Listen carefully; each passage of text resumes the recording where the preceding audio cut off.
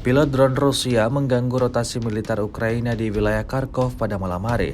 Rekamannya ramai beredar di media sosial Telegram pada Jumat 11 Oktober 2024. Dapat dilihat dalam rekaman tersebut, operator Waffe Rusia tidak langsung menyerang peralatan militer musuh yang bergerak, melainkan menunggu waktu di mana tentara Ukraina mencapai posisinya terlebih dahulu.